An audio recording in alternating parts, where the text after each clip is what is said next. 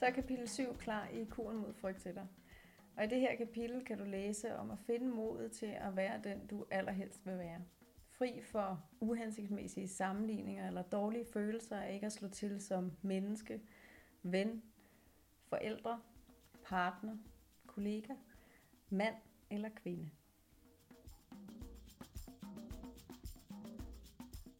Efter at have afholdt en række seminarer omkring kuren mod frygt, sad jeg en dag og skulle sortere alle de gule lapper, som deltagerne har skrevet deres hverdagsfrygt på. Og der tegnede sig ret hurtigt et billede af, hvad det er for en frygt, der er temmelig dominerende i de flestes hverdagsliv. Og det er frygten for ikke at være god nok. Så beslutningen for det næste kapitel har ikke været svær. Så det her kapitel, du skal til at læse om nu, handler om frygten for ikke at være god nok.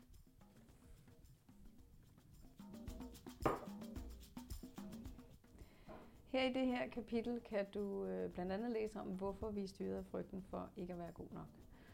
Og du kan læse om, hvorfor det er en virkelig, virkelig god idé at tænke meget større, end du normalt gør, når du skal til at minimere din frygt i hverdagen. Og sidst, men ikke mindst, så får du nogle helt enkle træningsteknikker, som du kan bruge hver dag, til at blive mindre styret af frygten og mere fokuseret på alt det, der faktisk føles godt. Så lad os komme tilbage på sporet, hvor vi kan give og modtage det bedste, og det dybeste og det kærligste. Jeg ønsker dig rigtig, rigtig god fornøjelse med at slanke frygten for ikke at være god nok.